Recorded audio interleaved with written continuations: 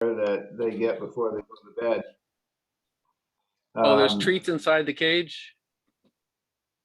Well, the dog gets a separate treat, and then there are treats on top that go on the mattress up there where the cat is. And I so can see the both, cat they eating both something. get treats. I can see Yeah, that. they both get treats. Yeah.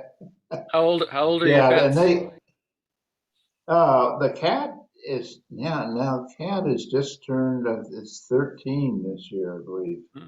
So he's getting up there, and the dog is, see, we got her when she's probably 8, gonna be 8 this year, you know. Very good. So, yeah, but they get along really well, you know.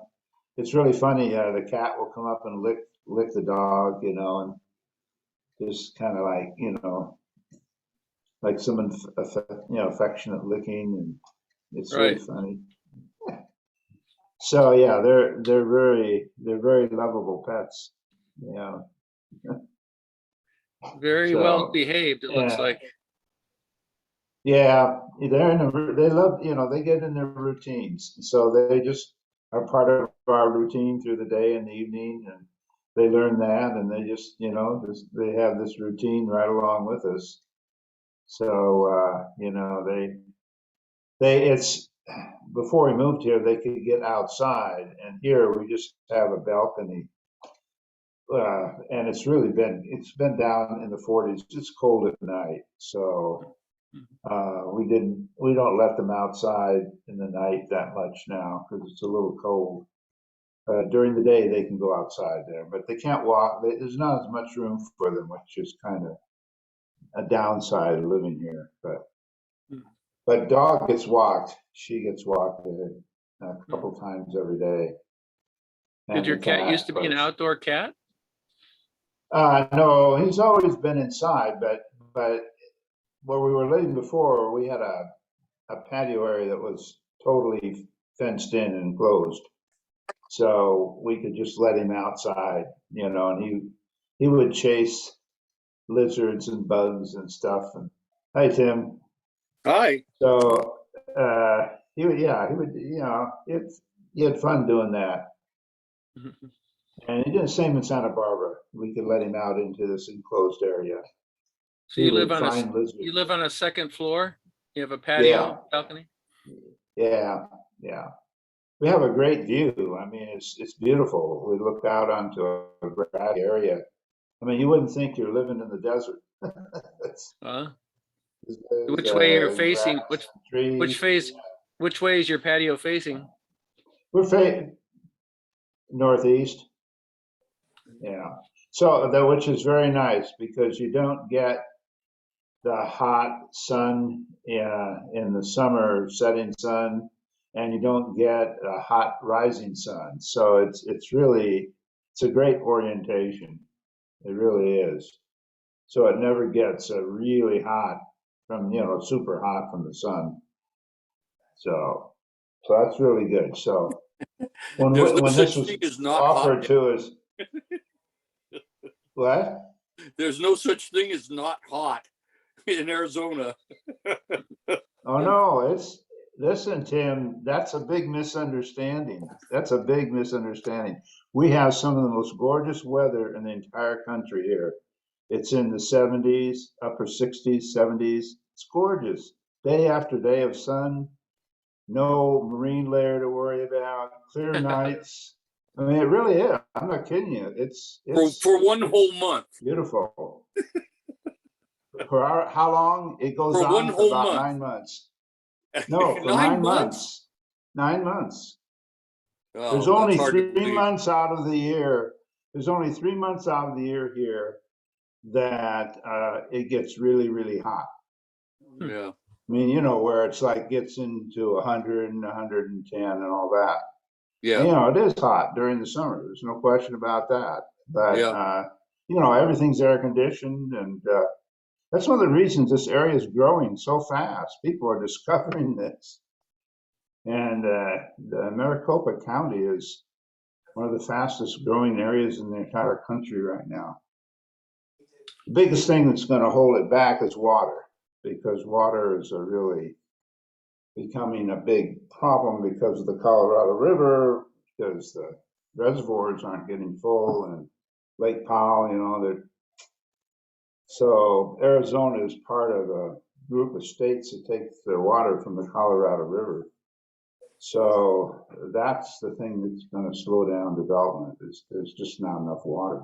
I mean, particularly if the present, you know, trends in climate continue, if that shifts, that would be different. But if we keep having these droughts, and, you know, in fact, this is the first year where there's going to be water cutbacks to farmers from the Colorado River, because it's so low. It's gotten so low that they have to start cutting back. It's hard to believe that Colorado is getting less water in Colorado. It's pretty northern, and it's always had snow on mountains. Yeah, but the snowpack in the last several years, even in Colorado, is less than normal. And the watershed for the Colorado River, it's been less than normal. So Lake Powell, there's the two reservoirs, Lake Powell with Lake Mead. Lake Mead. Mm-hmm. Yeah, they are really down. I mean, they are really, really down. So I personally, I think that Arizona is just going to have to be very, very careful about its use of water. You know, like Santa Barbara was, maybe still is. I don't know what's happening to the water situation there. Yeah, Kachuma's just below 50%, I think, at this point. We need 2 or 3 more big rainstorms coming in to what might get us up to 75%. We'd feel a lot better. But so far, it's been a dry month. You know, Bob. Yeah.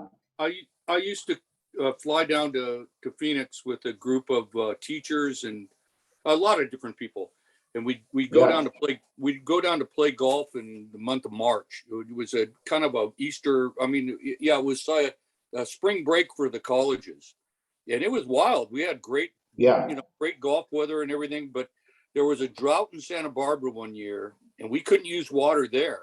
But I came and I stayed up at what is it called? The upper, I can't remember, the village up there. It was out north of the airport, and the mall was underground, and I stayed at a place called Trump Court Plaza nearby, and I remember taking about 3 or 4 showers, and then I thought about taking a bath. There are no restrictions on water whatsoever because the Colorado was just flowing freely. But Santa Barbara, but now I guess it's all turned around. Yeah, that's right. I mean, there was a time when the Colorado supplied all this water.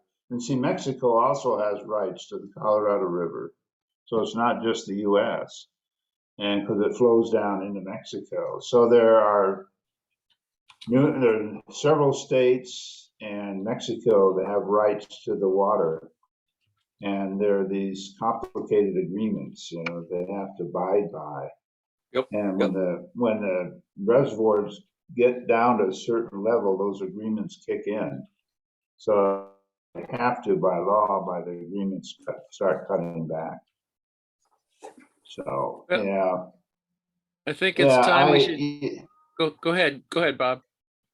No, I just said I think they can do a lot more, and having come from Santa Barbara and how much we learned to conserve, they could do a lot more here to conserve. And I think that there's a lot that can be done yet here with the conservation, you know, so. Well, Bob, I think we'll let you talk about your observatory experience there. Sorry, we're not having more people show up this evening, but notified everybody of any name recognition. They're just not showing up. I think we're getting fewer takers for the telescope workshop. Might have to think about this. But anyway, we're recording this and we'll put it on YouTube so people can observe it later. It's funny, there was a YouTuber, just Jerry and I were here on, I think it was January 4th. And that YouTube video has gotten like over 300 views for some reason. And so it's really? Normally it's like 20 views. And one of them got 300 views. So something attracts people. So Yeah, yeah, go ahead and let us know what's going on there. And if anybody has a question, we should raise our hand and see if you notice a hand raise, and then so we can take it, see if we can answer that person's question. We'll use the raising hand thing here. Yeah. Okay. Well, you all know that I made a proposal to Westminster Village, which is a continuing care, independent living, continuing care community. I made it almost 3 years ago. It's way back in March of 2019, and the idea was to create an observatory here for the benefit of all of the residents and the employees and their families, and as well as for myself. So there would be a place where I could permanently set up my telescope, my 11-inch Celestron, and not have to put it up and take it down, because I can't leave it up here at night. It's just things could happen. So, and as I get older, becomes a bigger and bigger task to be able to do that. So I had some personal interest in this, and as I presented this, the CEO here really got enthused about the idea, because there's nothing like that in any institution like this here in Maricopa County, or maybe even in the state. If there is, we don't know about. There used to be one down in Tucson, but it's not functional anymore. So, hey, Jerry. Hi. Good evening. Hi, Tim. Happy birthday. Thanks. Oh, is your birthday, Tim? It's last Saturday. Only Yeah. 300 years old now. Well, you're only what? 300. You're only 45? So, Jerry, I just started talking about the observatory here, which is finished up. It's done. And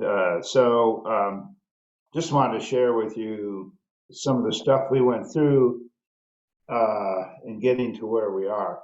But I was just talking about, there was this original proposal almost 3 years ago. And so we went through various difficulties having to do with delays in COVID, and one of the companies we dealt with could not promise delivery of anything. They couldn't give us any dates, so we abandoned them. And finally, we ended up with ProDome, and which ProDome is a all fiberglass observatory with a building, and you can make the building at various heights depending on how you stack it up, and then a dome. And we went for the 10-foot diameter building because we felt like it would be large enough to accommodate people inside to some extent. The 6-foot one we're looking at would really be crowded.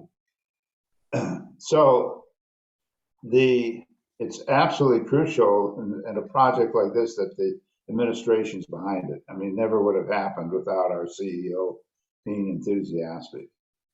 So what happened is that as we moved along, we began to get a better sense of cost. And so the other challenge, once we found our site and located the site, it was to raise money, because Westminster did not have a lot of excessive funds around to put toward this. So we decided we would do a fundraiser, and I think I talked about this before, and we raised about a little over $16,000 just from the residents. And there's always been a really, really high level of interest in this from the very start. Residents have been very, very interested and stimulated by this project. So that's been a really good thing. A place like this, there are different opportunities to do different things.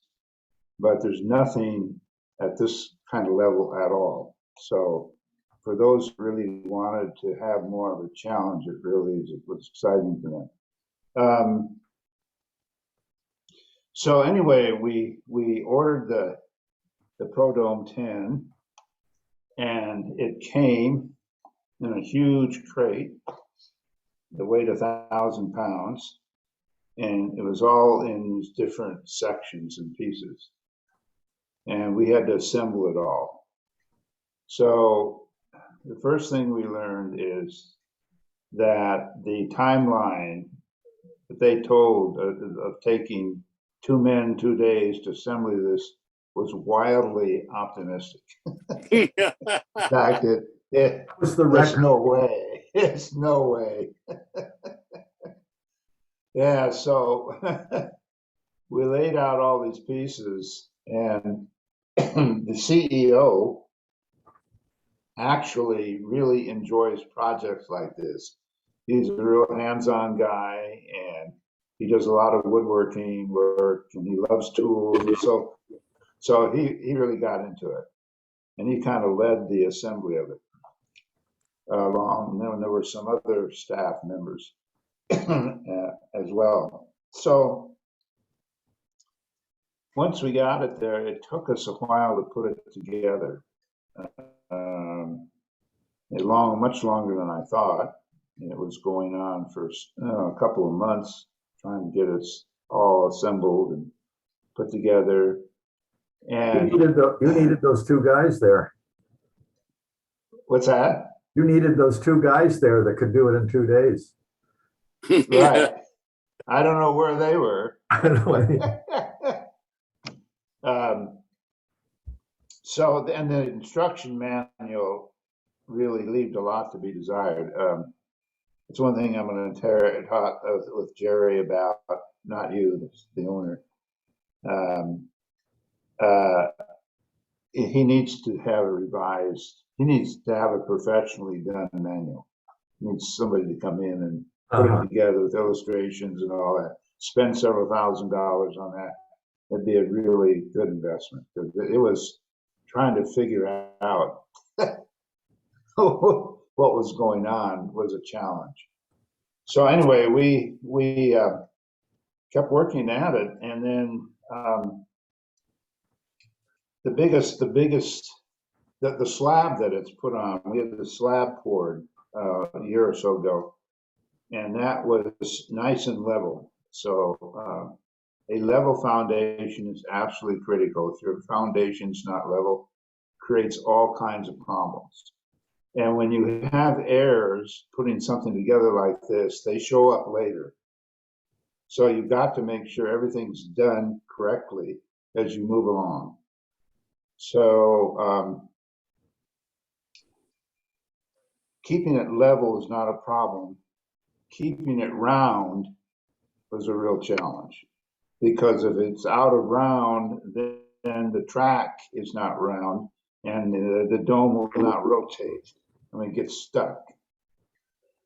So we kept working with it, and the pattern is we get the main stuff together, then we spend several days tweaking everything to get it to work. We'd be adjusting and everything. So finally, we got all that done, and the dome would rotate, and it was looking really good. So then the shutter is pretty ingenious. There's a back piece that fits over, and then the two, which is permanent, is just there in the back. And then there are 2 pieces in the shutter that go up, and one slides under the other. And they go all the way back past the zenith. Yeah, actually past the zenith. There's another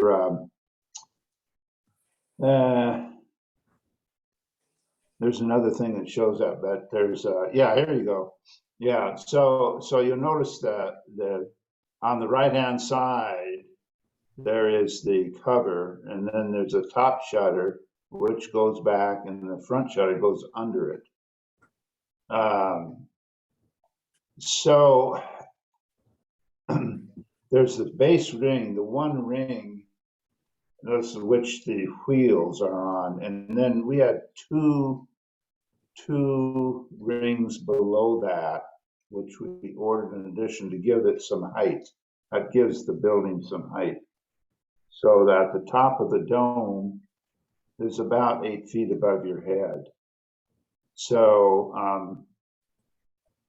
yeah, and then there were like two rings below that. So we got all of that together. We were happy with how that was working. And it's motorized. There's a motor that there are two motors actually that turn the dome. And then we discovered, to our chagrin, that manually opening and closing the shutter was just took more strength than I had. When I was a younger man, I could do it probably, but it was just really, really hard. So we talked with the owner and discussed that with him, and we all decided we need to motorize the shutter. So they have a motorization kit, which really is quite ingenious, I have to say. And what's involved in that is that there's a motor that turns a winch in the back. And I have some pictures here I'll show you from my cell phone.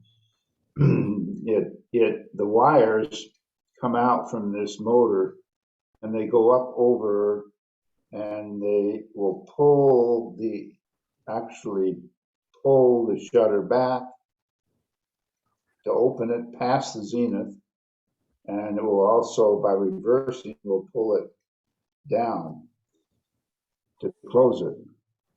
So that's what we've been working on the last few days, is getting that installed. Mm-hmm. And of course, that took longer than what they said it would. So, but once we got all the hardware in and we made some adjustments, it's smooth as silk. I mean, it's pretty, I have to tell you, it's pretty impressive when that thing opens up. It's just quiet, and you just watch the shutter just go back up, all the way up, back past the zenith. And then you have to stop it yourself. There's not a cutoff with the motor, so you have to physically stop. You could add a couple of micro switches back there to sense when it's gone far enough. You could, yeah, but it's not on there now. Right. It's easy to. I mean, I can appear in there and see exactly how far back it is, and I can stop it. You know, so you just look at. There's one particular piece that you judge when it's all the way open. And I just stop it.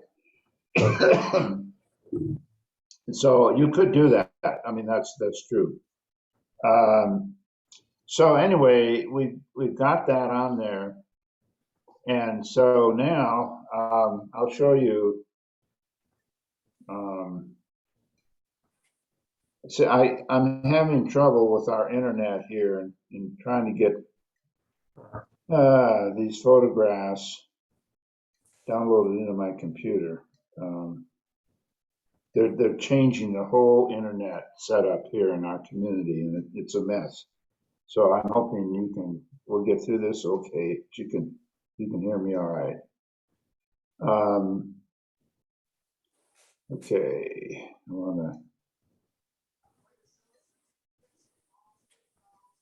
you'll be able to see this.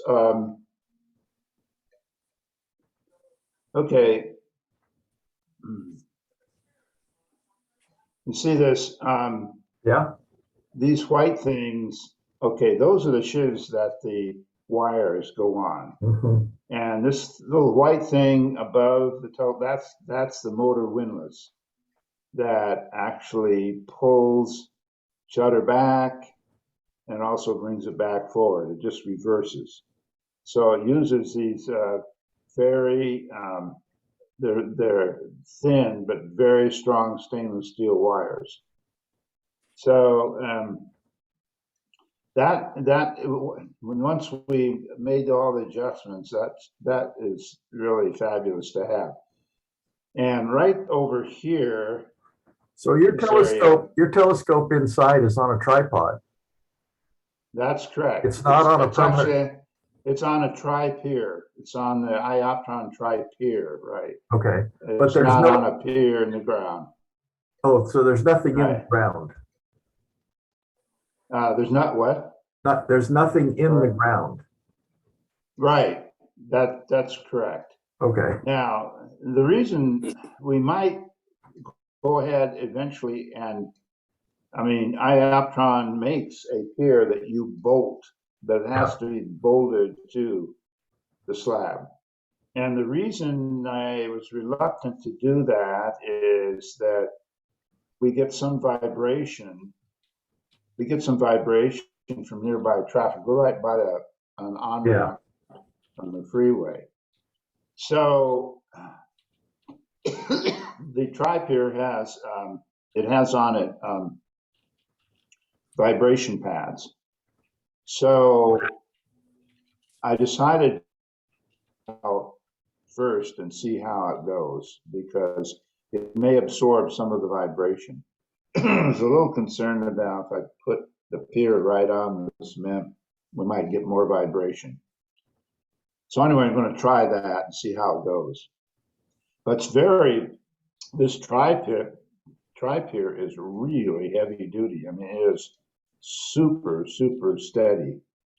And so it'll do the job. I have no question about that. Well, Bob, you don't think that someone can kick the tripod and take you out of alignment?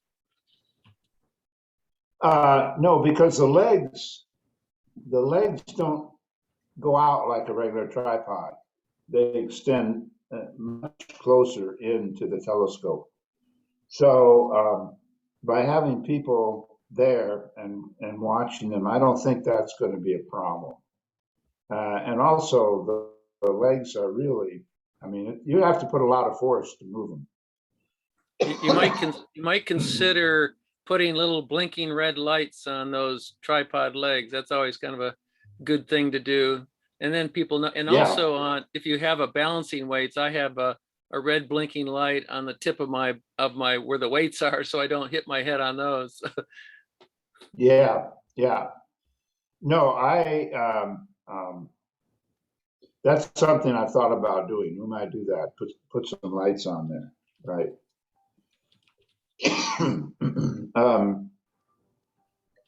Okay, let me show this one here.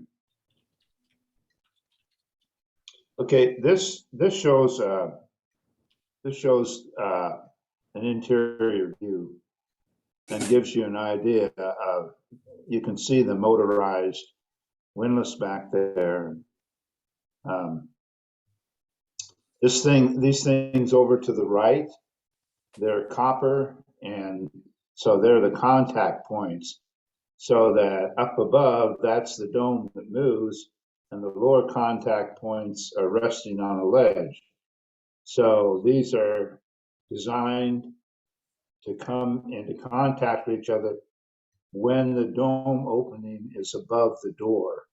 So you can only close and open the shutter when the dome is above the door. Wow. So there's no other way you can close the shutter.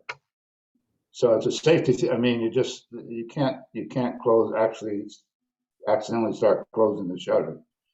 And on another thing that's really fascinating about this is come back to here. Over here, the power unit is right behind there, and there's a key there and the switch for the shutter. So when you come and you're ready to use it, you put the key, it's like an ignition key, and you turn it. They turn the key, it puts the power on, and then there's a little switch you just put up, and up goes the shutter. So you do Ah. this while you're outside. The switch And is then you outside. open up this lower door for the shutter. Inside, you have a separate switch for the dome. So inside, you just reach in, turn the, if you want to rotate the dome, you just turn this little lever switch inside.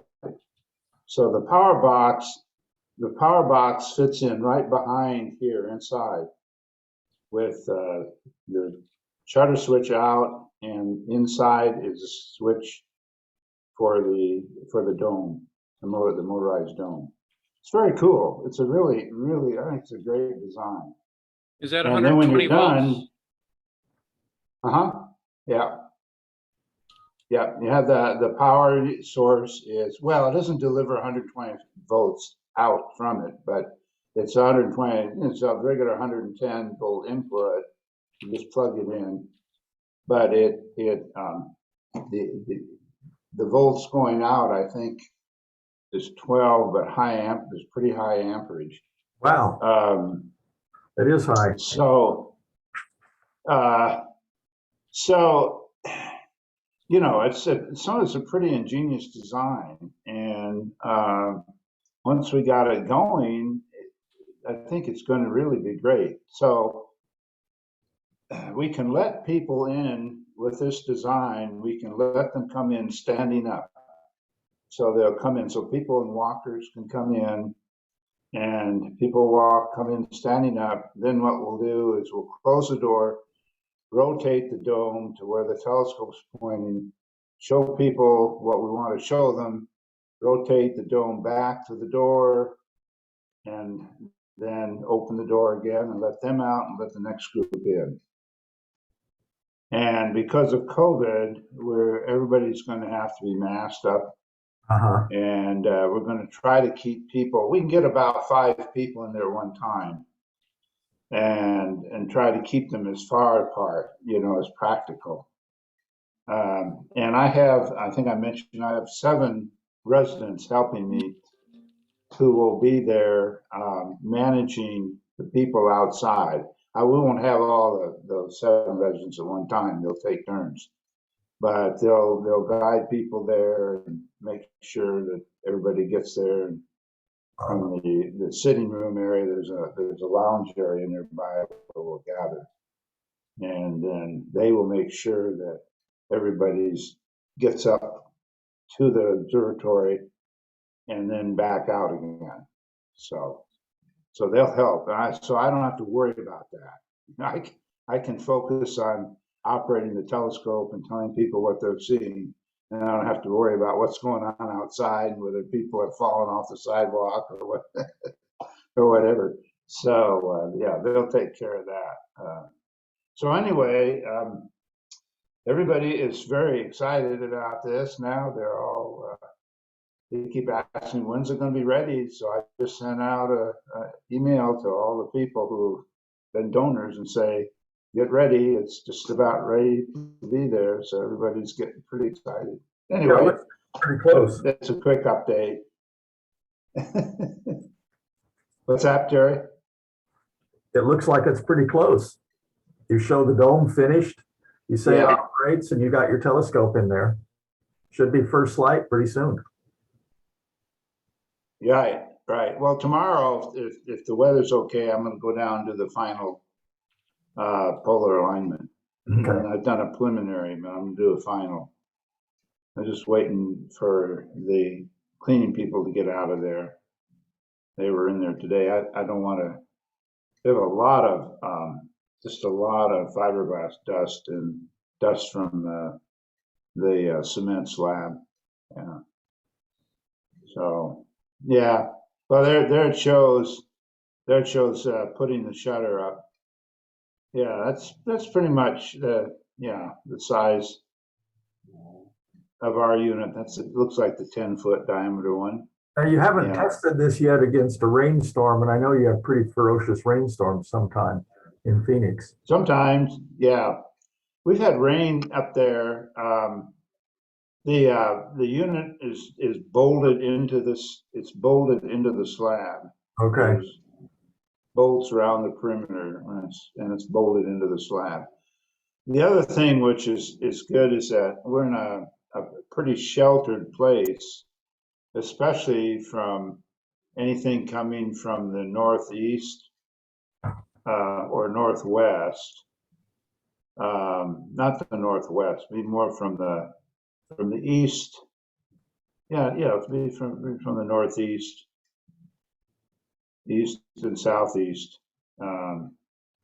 where where there could be more of a problem would be if now there's a power unit, this blue thing with a key in it.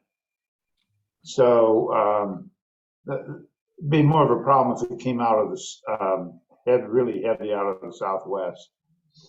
But again, there's a big hedge around us. Doesn't block the views, it's not that high, but there's a big hedge, so that will block the wind. That will really help, and also helps with the lighting situation too. Yeah. So anyway, I'm very pleased with how this is turning out. Good. It's a well engineered, and it's good quality stuff. Now here's the wheels that it runs on. Well, this is a belt from the motor, probably. Where are the wheels? The wheels are they call it the base level, and there's a top level. The pictures that he's showing, I don't see any wheels there. Has to go back down yet. I'd have to go back to the original. Oh, okay. Original thing. So you have a bus bar going around the whole area? No, there's a center AC. Just comes up right in the center of the slab, and it's in the center of the observatory. And that's where everything is plugged in. Is your dome motorized or just the shutter? Yeah, dome's motorized. The dome is motorized. Okay. Yeah. So you just flick the switch right or left, and that's the way the dome goes. Yeah. Yeah. If you turn it, if you turn to the left, it goes counterclockwise. If you turn it right, it goes clockwise. Bob, got a question for you. A couple of questions. One is, what's the total cost of something like this? And then secondly, how many people do you anticipate showing up for this on an ongoing basis, or even coming to the first showing? All right. Okay, this just before I answer this top picture here is what we have. It's got two layers, and then the very top one. So that's the way it looks. That's the proportion that we have, exactly like that. That's the way it looks. To answer your question, Tim, initially, I'm sure there are going to be quite a few people show up out of curiosity.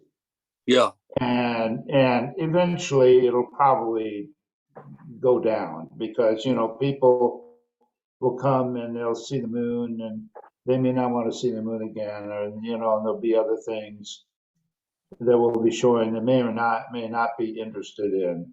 So I think at first there are going to be probably quite a few people, but I think eventually it will drop down, so there won't be a lot of people. It sounds like altogether this thing was around 15 grand or something. Altogether, well, not counting, the observatory dome, the building a dome, everything. I have to include now the shutter, motor, which was about 700 extra bucks. It got closer to 18,000 probably. Does that include the slab? 18. No, they're not including the slab. Can you zoom in on the picture that's third from the left and the second row down? That one. I hope he knows that's not, Yeah, Tom's doing that. Yeah, Tom's I running know. this. I'm not running this. Okay. I hope he knows that's not going to fit in there. He's already That's got one in funny. there. Yeah. That's his external one. That's Boy, I hate to funny. take- It's a big long refractor. Hopefully he's got some protection for that refractor. Yeah. Yeah. I think that gets taken inside, or parts of it anyway. So Bob, your base looks like this? Yep, yep, that's the way it looks. Okay. Yeah, it's 3 rows tall, just like Robert's is. Yeah, It doesn't look like it's Yeah, 10 feet in diameter. Look, it looks smaller than 10 feet. yeah, it is. Yeah, it's 10 feet. Yeah. Yeah, I have to tell you, it's much more impressive in person. The pictures just do not do it justice. When you're there, it really is. It's a very impressive building. It really is. Much better in person than any pictures. It's a very good. I mean, it's a really attractive observatory. And I can see why this company has been in business since the early 90s. And these have been shipped all over the world. And they have these units, you know, a lot of places. So I can see why. I mean, I think it's really good quality, and you know, it's not cheap. I mean, but you don't want something that's going to wear out and have problems in a short time. So with fiberglass, you've got a very, very durable product that maintains its luster just by washing it. It's marine grade fiberglass because they have a relationship with a boat building company that does their fiberglass for them. You know, Bob, it seems like there'd be an advantage with fiberglass for noise compared to a metal top on a building. It seems like the metal observatories make a lot of noise as they go around, but your fiberglass, it sounds like you got a little bit of, it sounds like it works kind of silently. Only in a hailstorm, Tom. What was that, Jerry? Only in a hailstorm does the metal sound. Well, you know, I don't know how to. The shutter is really, really smooth and silent. I mean, now that when we were first trying it out, it ground and made noises and popped and boom. We were standing there and saying, "What broke?" You know, it's one of the cables snapped. But they were coming off the shivs. I mean, they pop off the shivs, make a horrendous noise. We were all looking around, what's happening? And but once we made these adjustments, and you have to do that, you have to look at the instructions, but then you have to work things to make them really work together. The rotation is not noisy, but it's not real silent. I mean, it rumbles when you turn the dome. It rumbles and the building shakes a little. You know, the dome shakes. Yeah, as it goes over the wheel. The wheels, everything's not just perfectly, you know, level from one wheel to the other. So there'd be but, bumps you know, in the fiberglass. You probably have a little bit of bumpiness. Well, yeah, it's not the rolling surface. I'm sure there's metal rails under there. Yeah, it's well, the wheels, there's this top they call the base ring, and the wheels protrude up. Part of the wheel protrudes up, and that's what the dome rides on. And there's a flange that from the dome that goes under, comes back under, and then the bottom of it rides on the wheels. The flange keeps the dome from coming off. I mean, in a windstorm, it keeps the dome from, you know, lifting up and coming off. So there's this fiberglass flange, and it's just probably the dome.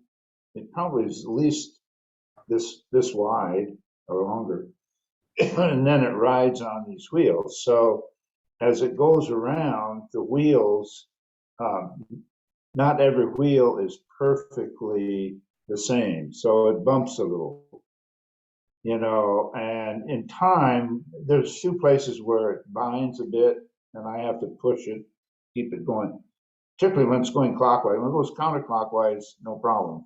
When it's going clockwise, I have to give it a little nudge, but eventually there are places where it binds, it will wear down, and it'll probably get smoother with time. Time goes on. So Bob, is Yeah. Jerry correct that underneath the edge of the dome, there's a metal plate that the wheels are riding against? No, there's no metal plate. No. So it's the wheel riding on fiberglass, right? There's a friction layer. They have a special layer that adheres to the fiberglass that the wheels of the motor come up against. See, the motors, the motors hang down, and then the wheels, they're on a spring suspension.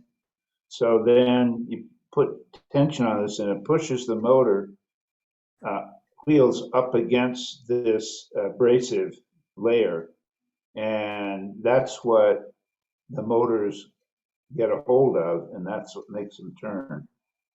Makes it turn. Yeah. So it's not a metal track. No. So No. can I share something? Sure. Okay. Yeah, sure.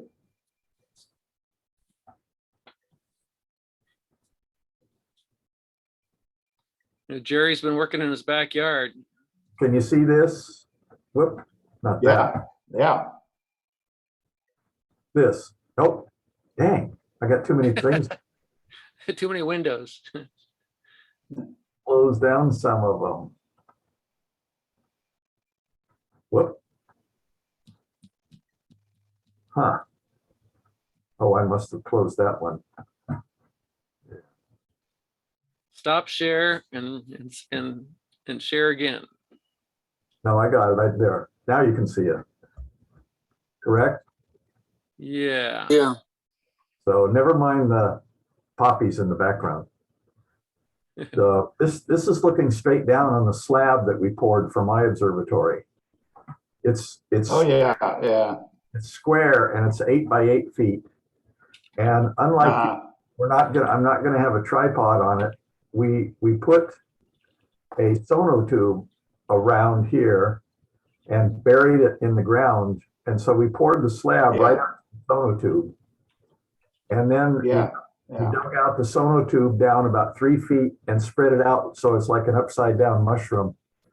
And then we filled that with concrete. Oh, okay. And then we pressed these 3 bolts on a sort of a stencil pad. Press that down into the concrete. So that's ready. And this line here points due north. And so that lines up with the pier. And then after this was done, we take the bolts off, we take the plywood out and throw it away. And then I can put the pier on. And and this is me standing in a witness framework of what the roll-off roof observatory is going to look like. Now this has got the pier in it that's bolted down, and this is for height. And this is the mount. No scope on it. The scope will go right up here, and It's going to get hit by the roof. Well, the roof, the scope is this observatory is only a storage shed for the scope when it's not in use. So the walls, the walls will come up to here, and on the walls to look out with the scope. But when it's going to be in what they call Park 2 position, and so this right ascension axis will be tipped, so the telescope actually sits right here, just below the lower joists of the roof. Yeah. Okay. Yeah. So that'd be great. Yeah. So that's where we are in this. Yeah. We just had the patio slabs cut, and now they're going to start mortaring them down and leveling them this coming week. So after that, and then the guy's coming back with a design, one of the contractors I talked to, these are electrical conduits coming up out here, one for power and one for data over a Cat6 cable for the observatory. And so one of the contractors, a carpenter, is going to come back with a estimate to frame the building. And we're going to use a garage door opener and wheels to roll the roof off and back. Yeah. So Yeah. probably first light somewhere in March or April. Yeah. So Jerry, the height of the Great. building will only be at about your shoulder height? The height of the building, the walls will be right here, which is 55 inches from the bottom of there to there. So Mhm. 4 feet and 7 inches. And the top of this roof is 65. It's another 10 inches. And that's because of the homeowners association that we're not allowed to block neighbors' views. Oh, We've been over there and talked with the neighbor, and this is just as high as we can make it without blocking their view. And that's Oh. fine. It works great. I did have to take this whole assembly down, and I took the pier, and it's sitting in a machine shop now. I'm lopping 8 inches off the top of the pier. So this oh, will all be down about 8 inches, and then it all fits. Okay. All right. For any Yeah. telescope I want to put on it. What scope are you going to have on it? I'm building, and currently ready to put together an 18-inch f 3.9-inch Newtonian astrograph, which is not intended to be Oh, visually. It's got a camera permanently on it, and so that's. yeah, right. But I've also got a 12.5-inch f6 Newtonian I've been using for a decade or more, and that'll fit on here too. And then I'm halfway through building a 14.5-inch corrected Dalkirkham that will also fit on here. So we'll see how those goes. I may not live long enough to see Yeah. 1.5-inch done based on how I approach hobbies. So, Yeah. so that's the current state. Well, for me, I have never used a telescope inside an observatory. And like you have, Jerry, you're going to have rollaway, so you're going to have open sky. I mean, when it's open, you'd be like you're not in an observatory at all, and which I think has some real advantages. So it'll be interesting to me to see how it goes, getting used to looking actually through an observatory opening. Yeah, I can't get them oriented to the stars unless I can see the whole sky. So yeah, it's going to be tougher. It's something it's going to be a learning curve for me. okay, good luck. I'm sure you'll be fine. But it's one more thing you have to worry about is lining the slit of your observatory up with your line of sight. Yeah. Now Fortunately, this is a 36-inch wide opening, so it's a pretty big opening. Yeah. Which is another thing, reason I like that. Programs out there that will take care of all that for you. Oh yeah.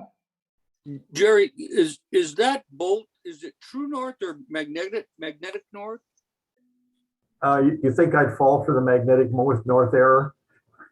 Maybe. Well, it's Polaris north. 12.5. Polaris 12.5 degrees. So Polaris north. Yeah, but Polaris is only 89.3 degrees north. So yeah, so this, 1 degree doesn't matter.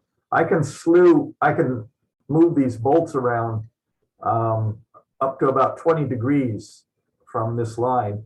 But I went out there before we did anything when the theodolite people, the surveyors, were out there lining things up, and I looked at Polaris in the night, and I took a aluminum rod and I laid it on the dirt, so that it lined up and pointed right at Polaris. There were no compasses involved. And then that got Oh, really? Oh. They came by with stakes and nailed that aluminum rod to the ground. And then they sighted everything off of that. So this is, if I had the right star in mind, then this is true north. If it's not Polaris, there's a problem. If this is Capella, we're going to be in for a lot of excitement. Yeah, that's great, Jerry. I mean, you have to keep us informed Yeah.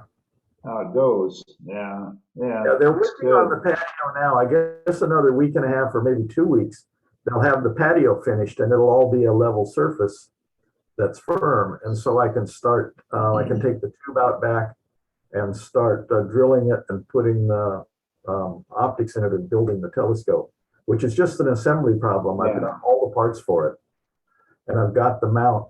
So as soon as they finish building the observatory, then I'll be able to hook it all up. My intent is to run it from this computer inside the house. Well, Jerry, make sure when you're assembling that mirror, have a rubber pad on the ground. Yes, I'm going to pave the inside of the structure of the observatory with those 1/2-inch thick rubber pads that fit together like puzzle pieces. Mm-hmm. Yeah, those are nice. Those are nice. It won't help if I drop the telescope, but it will if I drop an eyepiece. Yeah. Those rubber I pads, have. big difference. Yeah, I need to get it. We're going to get a mat into our observatory. I'm not going to put any carpet on the cement because if it gets damp or wet, then the carpet gets wet and so if you just have a regular cement floor, it's actually very easy to take care of. Yeah, you can get outdoor carpet that will tolerate the wet and it will shed the wet right away after it gets wet. There's good. Well, yeah. But that's something you could look into. You might look into that. Yeah. But rubber mats sound like a really good way to go. A nice rubber floor, like Jerry's saying, that drop an eyepiece, you don't have to worry about it so much. Are those rubber mats, are they interlocking? You 5 pieces of them and they fit together, or? Yeah, they're square, but with interlocking things. They look just like a puzzle piece, but much bigger. Yeah. So you might want to get memory. Sold? The Costco probably has boxes of them. Yeah. No, So are they sold by the box, or is that how they sold? I don't know yet. Probably either way. I think sometimes they're boxed up for 10 squares to a box or 100 square feet to a box. But you'd have to look at Home Depot or look online and Amazon and see what they have. Probably the better deal. I only need 64 square feet, so they'll be cheaper. That makes sense. You call interlocking they call pads. Interlocking mats. Yeah. Okay, I'll check it out. But Bob, I was thinking, Bob, that you might want memory foam. Then you can just lay down inside the observatory there.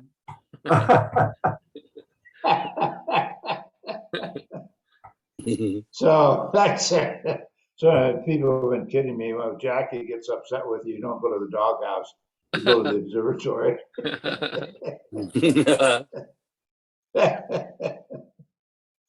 She consigns me to the observatory.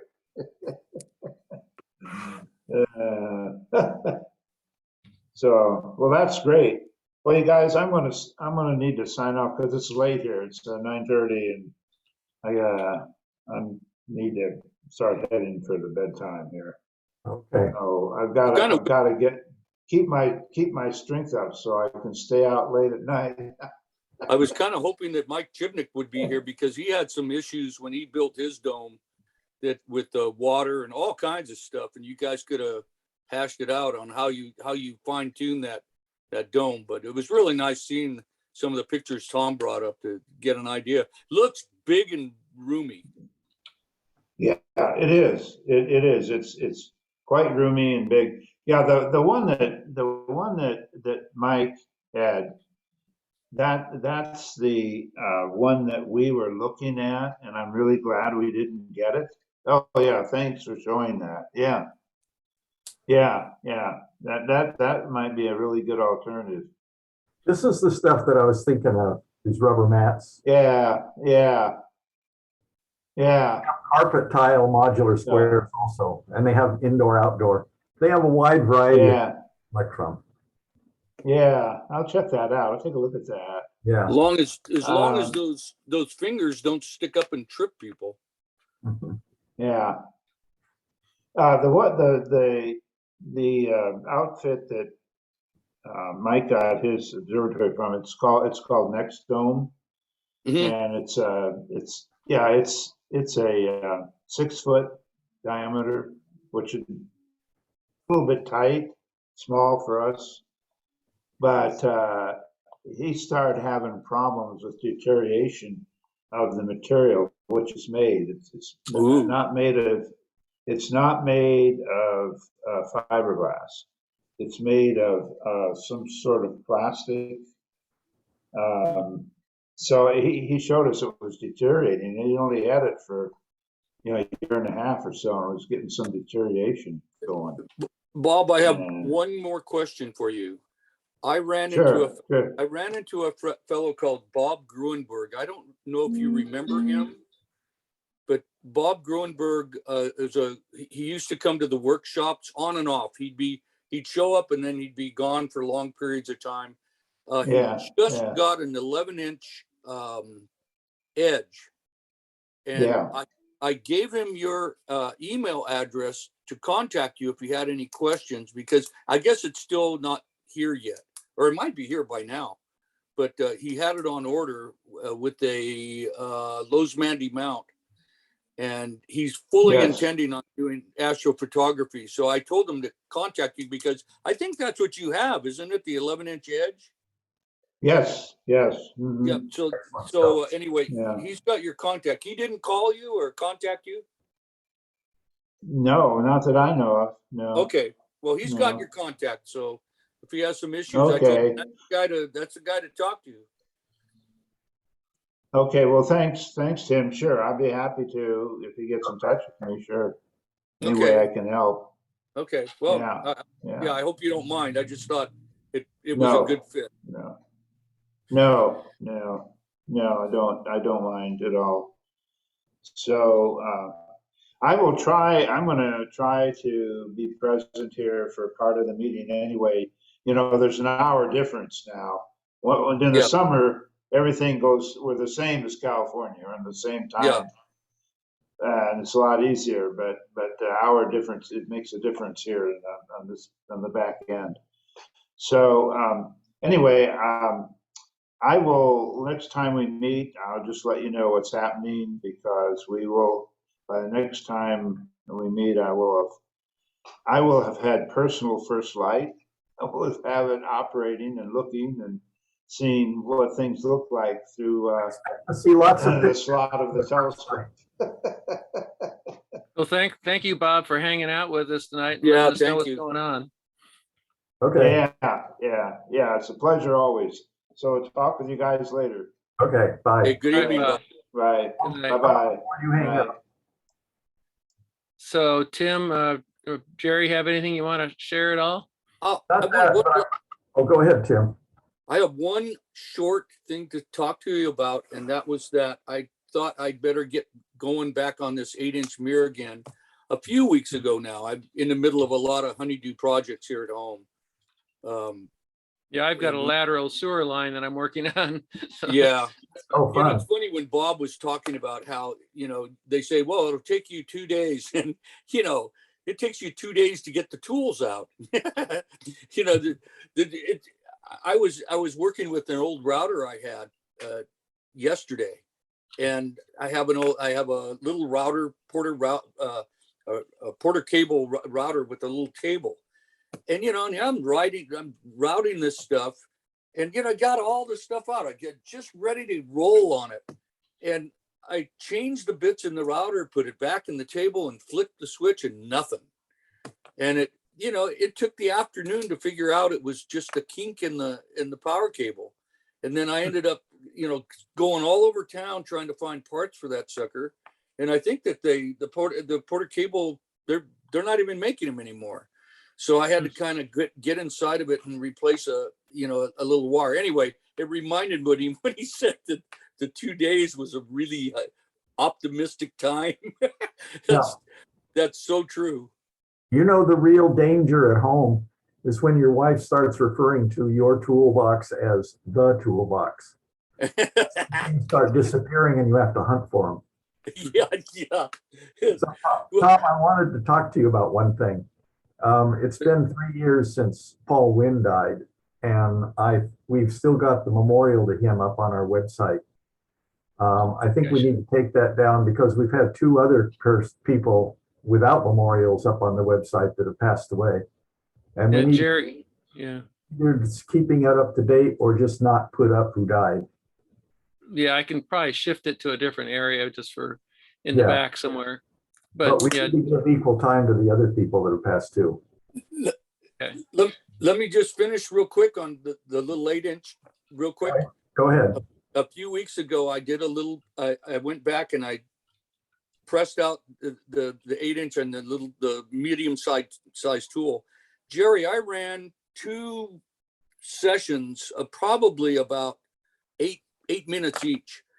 And the first session, I have the images, but I didn't send them because I really tried to get this one because I got that little angel's halo.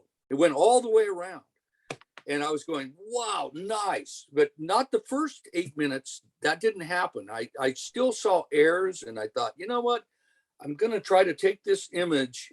And I didn't share any images tonight, but it needed a little bit of work. So I just slowed down the work a little bit and worked about another 8 minutes. That's all.